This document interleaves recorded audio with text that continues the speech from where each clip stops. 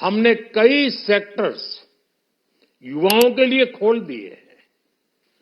सामान्य नागरिक विकसित भारत के मिशन को ड्राइव करने वाला है।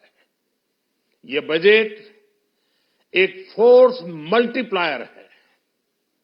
ये बजट सेविंग्स को बढ़ाएगा, इन्वेस्टमेंट को बढ़ाएगा, कंजम्पशन को बढ़ाएगा और ग्रोथ को भी तेजी से बढ़ाएगा। मैं वित्त मंत्री निर्मला सीतारमण जी और उनकी पूरी टीम को इस जनता जनार्दन का बजट, पीपल्स का बजट, इसके लिए बहुत बहुत बधाई देता हूं। साथियों, आमतौर पर बजट का फोकस इस बात पर रहता है कि सरकार का खजाना कैसे भरेगा, लेकिन ये बजट उससे बिल्कुल उल्टा है। लेकिन ये बजट देश के नागरिकों की जेब कैसे भरेगी, देश के नागरिकों की बचत कैसे बढ़ेगी और देश के नागरिक विकास के भागीदार कैसे बनेंगे, ये बजट इसकी एक बहुत मजबूत नींव रखता है। साथियों, इस बजट में रिफॉर्म की दिशा में महत्वपूर्ण कदम उठाए गए हैं। न्यूक्लियर एनर्जी में प्राइवेट सेक्टर को बढ़ावा देने का निर्णय बहुत ही ऐतिहासिक है। ये आने वाले समय में सिविल न्यूक्लियर एनर्जी का बड़ा योगदान देश के विकास में सुनिश्चित करेगा। बजट में रोजगार के सभी क्षेत्रों को हर प्रकार से प्राथमिकता दी गई है। लेकिन मैं दो चीजों पर ध्यान आकर्षित करना चाहूंगा। उन रिफॉर्म्स की मैं चर्चा करना चाहूंगा जो आने वाले समय में बहुत बड़ा परिवर्तन लाने वाले हैं। एक, इंफ्रास्ट्रक्चर स्टेटस देने के कारण भारत में बड़े शिप्स के निर्माण को बढ़ावा मिलेगा। आत्मनिर्भर भारत अभियान को गति मिलेगी और हम सब जानते हैं कि शिप बिल्डिंग ये सर्वाधिक रोजगार देने वाला क्षेत्र है। उसी प्रकार से देश में टूरिज्म के लिए बहुत संभावना है। महत्वपूर्ण 50 टूरिस्ट डेस्टिनेशन, वहां पर जो होटल्स बनाएंगे, उस होटल को पहली बार इंफ्रास्ट्रक्चर के दायरे में लाकर टूरिज्म पर बहुत बल दिया है। इससे हॉस्पिटैलिटी सेक्टर को, जो रोजगार का बहुत बड़ा क्षेत्र है, और टूरिज्म जो रोजगार का सबसे बड़ा क्षेत्र है, एक प्रकार से चारों तरफ रोजगार के अवसर पैदा करने वाला एक क्षेत्र को ऊर्जा देने वाला काम करेगा।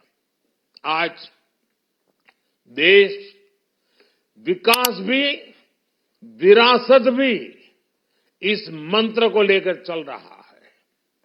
इस बजट में भी इसके लिए भी बहुत महत्वपूर्ण और ठोस कदम उठाए गए हैं। 1 करोड़ पांडुलिपियों के लिए संरक्षण के लिए, मैन्युस्क्रिप्ट के लिए ज्ञान भारतम मिशन लॉन्च किया गया है। साथ ही भारतीय ज्ञान परंपरा से प्रेरित एक नेशनल डिजिटल रिपोजिटरी बनाई जाएगी।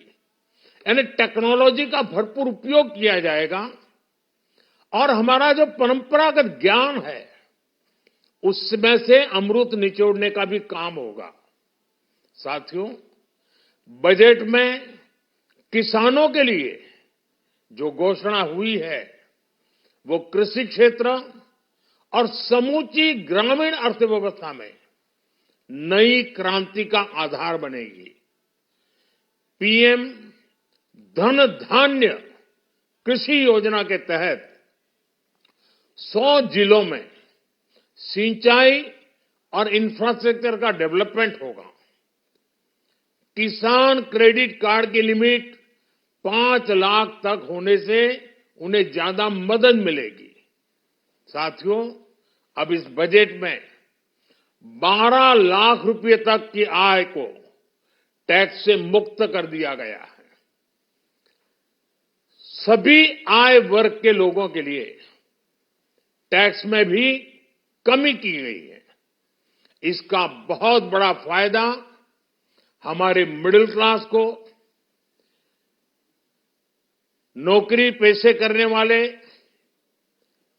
जिनकी आय बंधी हुई है, ऐसे लोगों को, मिडिल क्लास को इससे बहुत बड़ा लाभ होने वाला है। उसी प्रकार से जो नए नए प्रोफेशन में आए हैं, जिनको नए नए जॉब मिले हैं, इनकम टैक्स की ये मुक्ति उनके लिए एक बहुत बड़ा अवसर बन जाएगी।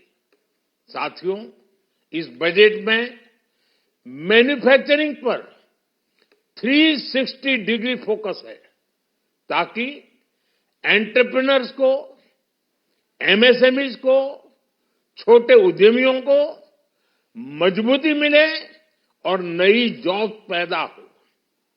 नेशनल मैन्युफैक्चरिंग मिशन से लेकर clean tech, leather, footwear, toy industry जैसे अनेक सेक्टर्स को विशेष समर्थन दिया गया है।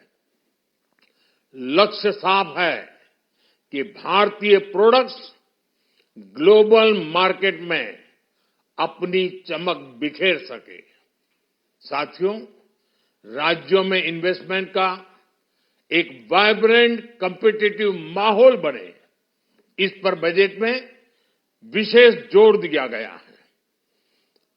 एमएसएमईज और स्टार्टअप के लिए क्रेडिट गारंटी को दोगुना करने की घोषणा भी हुई है।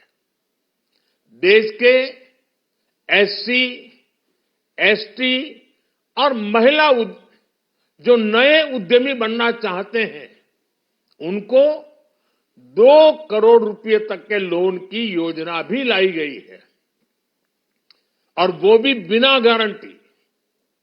इस बजट में न्यू एज इकोनॉमी को ध्यान में रखते हुए गीग वर्कर्स के लिए बहुत बड़ी घोषणा की गई है।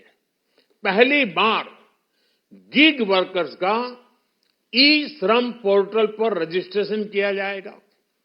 इसके बाद इन साथियों को स्वास्थ्य सेवा और दूसरी सोशल सिक्योरिटी स्कीम्स का लाभ मिलेगा। ये डिग्निटी ऑफ लेबर, इसके प्रति, श्रम एव जयते के प्रति सरकार के कमिटमेंट को दर्शाता है। रेगुलेटरी रिफॉर्म से लेकर फाइनेंशियल रिफॉर्म्स, जन विश्वास 2.0 जैसे कदमों से मिनिमम गवर्नमेंट और ट्रस्ट बेस्ड गवर्नेंस के हमारे कमिटमेंट को और बल मिलेगा। साथियों, ये बजट न केवल देश की वर्तमान आवश्यकताओं को ध्यान में रखता है, बल्कि हमें भविष्य की तैयारी करने में भी मदद करता है। स्टार्टअप के लिए deep tech fund, geospatial mission और न्यूक्लियर एनर्जी मिशन ऐसे ही महत्वपूर्ण कदम है। मैं सभी देशवासियों को एक बार फिर इस ऐतिहासिक पीपल्स बजट की बधाई देता हूं, और फिर एक बार वित्त मंत्री जी को भी बहुत बहुत बधाई देता हूं। बहुत बहुत धन्यवाद।